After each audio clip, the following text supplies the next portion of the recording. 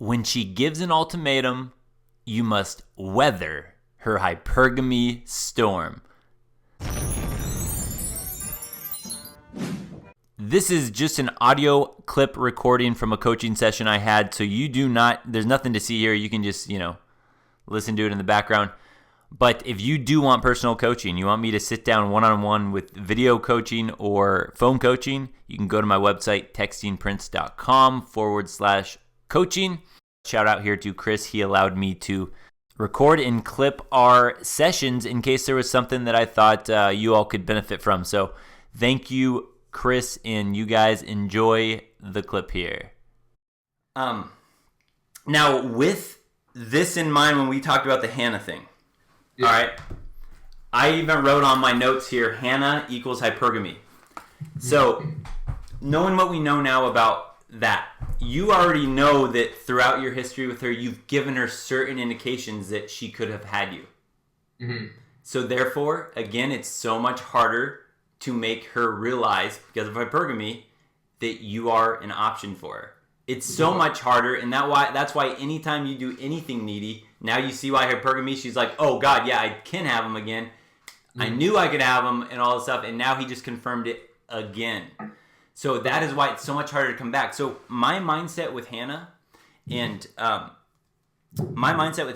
if this was my life, I would literally, in my mind, with how much she's not like coming after you right now, with how much she's not like texting you out of the blue, in my mind, I just go, oh, Hannah, if you ever wanted to hang out with me again, literally in my Adam mind, I would just go, you're going to have to fly to me the next 5 times in a row.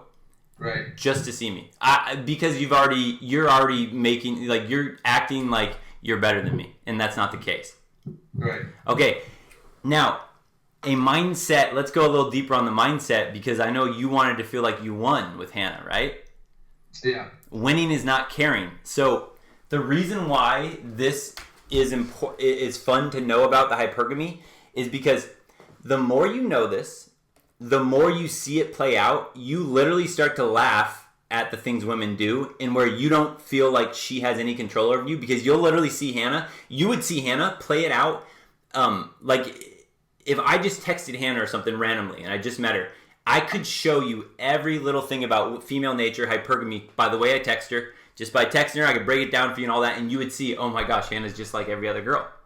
Mm-hmm. You would see that. Right now, you don't see that because she had the power kind of in your relationship, so you're still feeling like, I want her, I want to provide, she's that girl I can't get. Oh, if I got her, everything would be great. I could just sit there and provide for her and all that. But if the minute you have that mindset, she goes, oh, I have this guy. Even when you're in a relationship, that's why it's tough. Yeah, I have this guy, now I'm going to look for someone new. I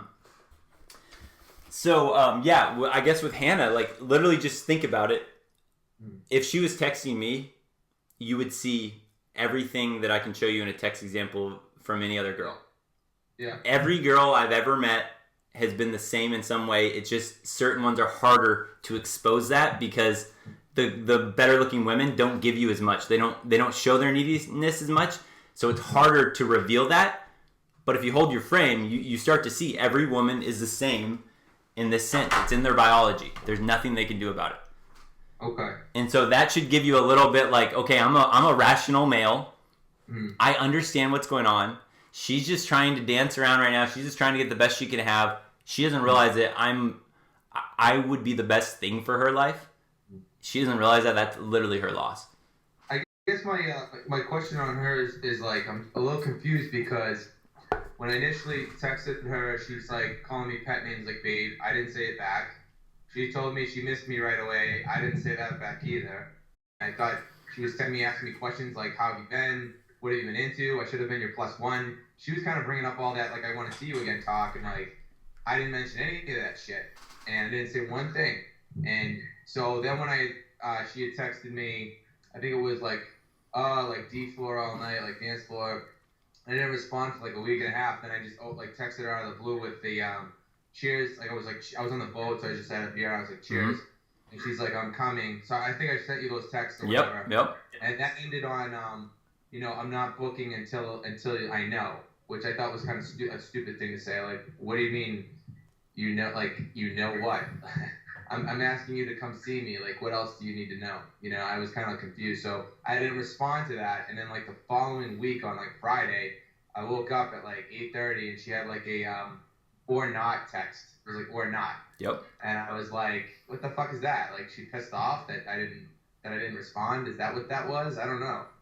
So then when I replied like later on that day, like 5 o'clock at night.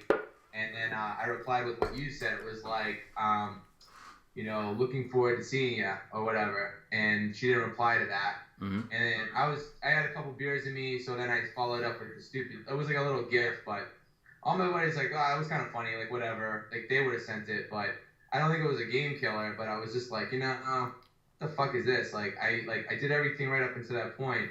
Now she's mad because I won't tell her that I miss her. Is that what? And she won't book her flight. I just don't get it. I'm a little confused. Like she's in it, but she's not. I don't get it. This is why I'm glad we talked about this. Okay, we go back to the board here. Hypergamy. Always wants what she can't have. Yeah. If she can have it, she wants better. Okay. Again, she already knew she could have you. She already knew that. Then you started playing it cool, not doing the pet names, right? And you saw that she was like, "Oh, I want to see you. You know, I'm going to fly out there." Okay. Yeah. But what she was trying to do, and this is what all women try to do, is women don't like having the power in the relationship. They're not attracted to having the power in the relationship, but they like to control and manipulate the men because they can make them do what they want. That makes them feel empowered, but they're not attracted to that. So they think they want that, but they don't. So because of that, when Hannah Hannah thought she had you or whatever, and then all of a sudden you're playing it differently.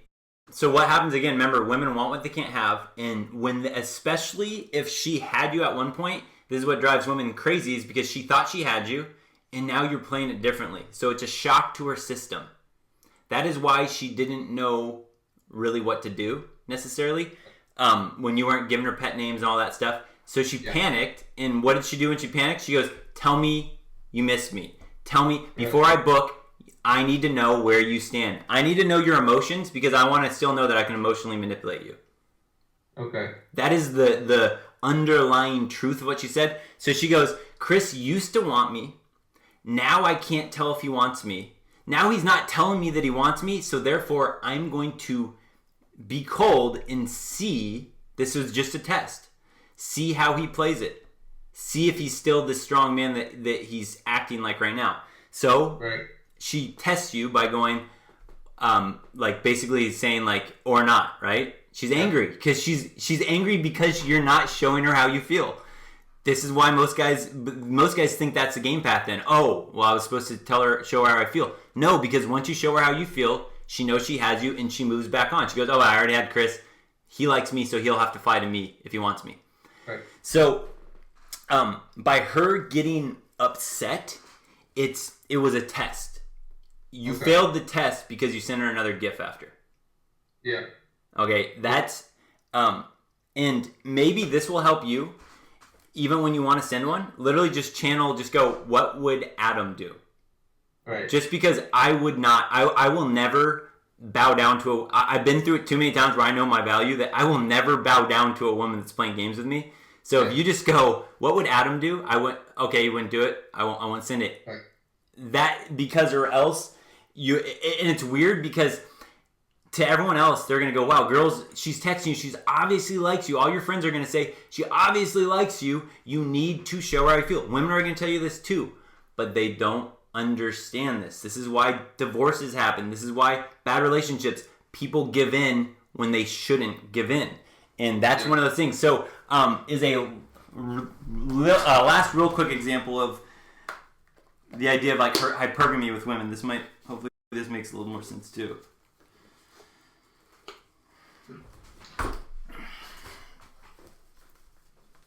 Just a caveat too. I mean, I sent that gift. It was kind of like no big deal, but she didn't respond to that. That was like over a week ago, probably.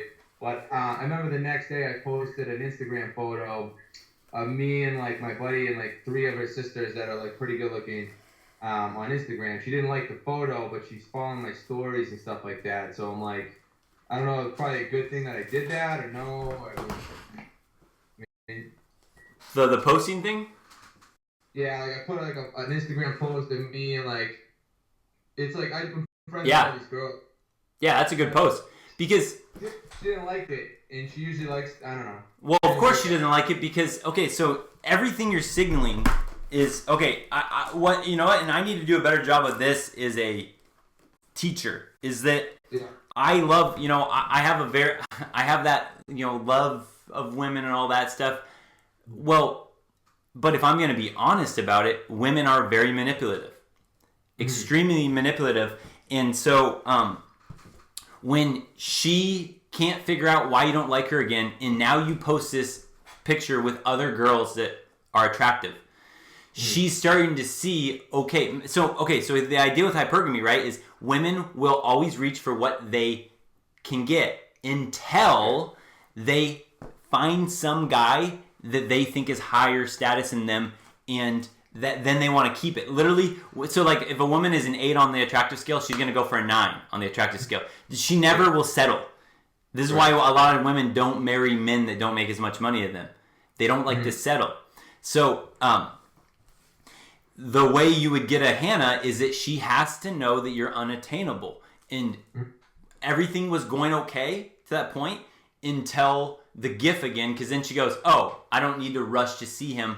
Even though she sees these other girls, I don't need to rush to see him because he still likes me. I still hold a place in his heart. It's not until she literally thinks you're gone and she goes, crap, I'm not going to be able to get another Chris, that she panics and goes, I'm fine to see you right now.